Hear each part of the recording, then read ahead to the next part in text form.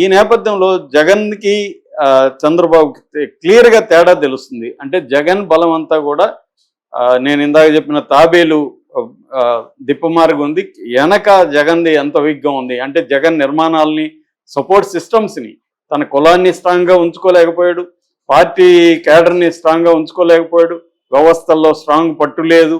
తర్వాత ముఖ్యంగా న్యాయ వ్యవస్థలో తనకి ఒక లీగల్ సిస్టమ్స్ అనేవి రకరకాల సిస్టమ్స్ని నువ్వు నిర్మించుకోవాలి. అధికారంలో ఉన్నప్పుడు నిర్మించుకోవడం సులభం, అది చేయలేదు జగన్. సో ఇవన్నిటిని ప్రూవ్ చేయగలిగాడు. సో వీటి నుంచి ఇప్పుడు ఎవడైనా కూడా అనుభవాల నుంచి, ఫెయిల్యూర్ నుంచి ఎంత త్వరగా నేర్చుకొని వాటిని సరిదిద్దుకుంటారో వాళ్లే రాజకీయాల్లో నిలబడతారు. సో మామూలుగా ఒక సామెత ఉంది, ఓ హెన్రీది, అనుభవం అనే దువ్వెన చేతికి దొరికేసరికి జీవితం బడతలు అవుతుందని. అంటే నీ అనుభవం నీకు దొరుకుతుంది కానీ నువ్వు దూకోవాలంటే నీకు హెయిర్ ఉండదు. సో నీ దువ్వెన నీకు పనికిరాదు. కాబట్టి అనుభవాలన్నీ నీకు అనుభవాలు కలిగాయి కాబట్టి వాటికి అవే గొప్ప అనుభవాల్ని నువ్వు ఎలా వాడుకుంటావు, అనుభవాల నుంచి నువ్వు ఎట్లా ఇంటర్ప్రెట్ చేసి నువ్వు ఏం నేర్చుకుంటావు అనేది ఇంపార్టెంట్. కానీ జగన్ ముందు నుంచి కూడా రాంగ్ స్టెప్లో ఉన్నాడు. అదేంటంటే రివెంజ్. మనకు కానీ గుర్తుంటే జగన్ గెలవగానే ఢిల్లీలోనే రివెంజ్ ప్రోగ్రామ్ అనౌన్స్ చేశాడు జగన్. ఈ ప్రభుత్వం కాంట్రాక్టులకి ఎవరికి ఇస్తే వాళ్ళందరికీ నేను తీసేస్తాను అనేది మొదలుపెట్టాడు. సో పాజిటివ్ యాంగిల్లో జగన్ స్టార్ట్ అవ్వాల, నెగిటివ్ యాంగిల్లోనే జగన్ స్టార్ట్ అయ్యాడు. సేమ్ ఈ ప్రభుత్వం కూడా నెగిటివ్ యాంగిల్లోనే స్టార్ట్ అయింది. ఇప్పుడు జగన్ ఏమంటున్నాడు, జగన్ కూడా నేను అధికారంలోకి వస్తే ఇంకా రెట్టింపు చేస్తాను, మీరు రెడ్ బుక్ కాదు ఏ బుక్ దొరికితే ఆ బుక్ పేర్లు రాసుకోండి, మనం ప్రపంచంలో ఏ మూల ఉన్నా, రిటైర్డ్ అయినా, విదేశాలకు పారిపోయినా నేను వాళ్ళని వెంటాడి తెస్తాను అని చెప్తున్నాడు. సో ఇప్పుడు కొత్తగా వస్తున్న వార్త ఏంటంటే, ఒక మహారాష్ట్రలో, తమిళనాడులో ఉన్న 2 చట్టాలు ఉన్నాయి. ఈ 2 చట్టాలు జగన్ అధ్యయనం చేసి ఈ 2 చట్టాలలాగా రేపు మనం కూడా ఒక స్టేట్ లా చట్టం తీసుకురావాలనేది జగన్ ప్లాన్గా చెప్తున్నారు. అసలు ఈ 2 చట్టాలు ఏంటి? ఇలా సెంట్రల్ గవర్నమెంట్ చట్టాలు, స్టేట్ గవర్నమెంట్ చట్టాలు ఉండొచ్చా క్రిమినల్ దీంట్లో అంటే ఉండొచ్చు. మన రాజ్యాంగం స్టేట్ అంశాలు కొన్ని ఉంటాయి, సెంట్రల్ అంశాలు ఉంటాయి, ఉమ్మడి అంశాలు ఉంటాయి, 3 రకాలు ఉంటాయి అన్నమాట. ఇది లా అండ్ ఆర్డర్ అనేది ఉమ్మడి అంశం, మామూలుగా అయితే స్టేట్ అంశం కిందకి వస్తుంది, కానీ దాన్ని బ్రేక్ చేయడానికి చాలా ఉన్నాయి. ఇప్పుడు ఫర్ ఎగ్జాంపుల్ సిబిఐ ఉంది, సిబిఐ ఏ స్టేట్లో ప్రవేశించాలన్నా ఆ స్టేట్ పర్మిషన్ ఇవ్వాలి, జనరల్ కాన్సెంట్ అంటారు, కాన్సెంట్ ఇవ్వాలి.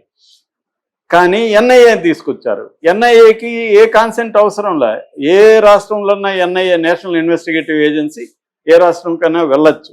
అలాగా కొన్ని స్టేట్లు సపరేట్ చట్టాలు తెస్తారు. ఇప్పుడు వచ్చి జగన్ కళ్ళ ముందు 2 చట్టాలు ఉన్నాయి, ఒకటి తమిళనాడుది, ఒకటి మహారాష్ట్ర.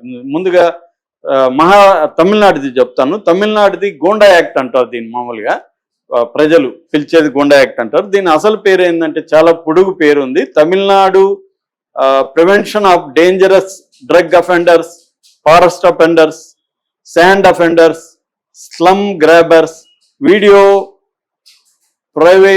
Private offenders. ఇంత పెద్ద పేరుందనమాట. ఈ చట్టం 1982లో వచ్చింది. దీన్ని గోండా యాక్ట్ అని పిలుస్తారు.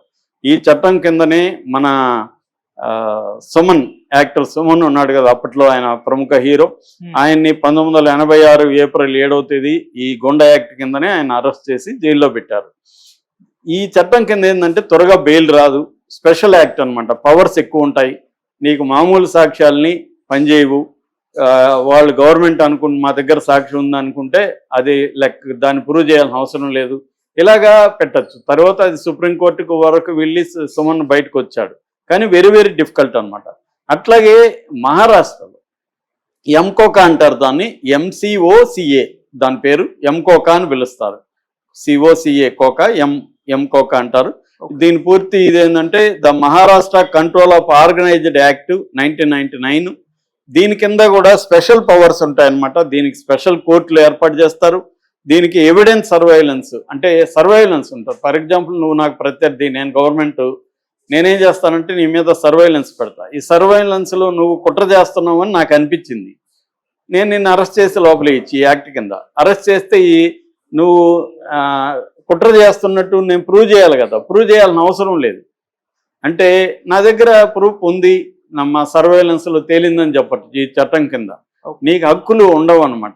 సపరేట్ కోర్టులు ఉంటాయి. ఈ కోర్టులు కూడా గవర్నమెంట్ హ్యాండ్ ఓవర్లో ఉంటాయి కాబట్టి శిక్షలు కఠినంగా వేస్తాయి, త్వరగా కూడా వేస్తారు. అంటే ఇప్పటి వరకు చంద్రబాబు ప్రభుత్వం ఏం చేస్తుందంటే జగన్ ప్రభుత్వంలో ఉన్న వాళ్ళని, జగన్ పార్టీలో ఉన్న వాళ్ళని వేధించడం కోసం సోషల్ మీడియా కావచ్చు, లేకపోతే రాజకీయ నాయకులు కావచ్చు, లేకపోతే పోలీసులు కావచ్చు, లేకపోతే బ్యూరోక్రాట్స్ కావచ్చు, వీళ్ళని వేధించడం కోసం ఏం చేస్తుందంటే చట్టాన్ని తమ చేతుల్లోకి తీసుకుని పోలీసులు కొన్ని రకాల నేరం ఒకటి ఉంటుంది, వీళ్ళు పెట్టే యాక్ట్ ఒకటి ఉంటుంది. ఫర్ ఎగ్జాంపుల్ 7 ఏళ్ల లోపల జైలు శిక్ష పడే సెక్షన్లు పెడితే వాళ్ళని అరెస్ట్ చేయకూడదు, 41A కింద నోటీసులు ఇచ్చేసి పిలిపించాలి అనేది అనేక సార్లు కోర్టులు చెప్పింది.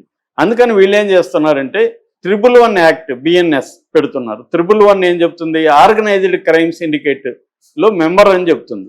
ఇప్పుడు నువ్వు ఒక జర్నలిస్టు, నువ్వేదో ఒక మాట అన్నావు, నీ మీద 111 పెట్టేస్తుంది. అలాగే ఇక్కడ రేవతి మీద పెట్టారు కదా, మన అక్కడ కూడా పోసాని దగ్గర నుంచి అందరి మీద 111 పెట్టారు బిగినింగ్ లో.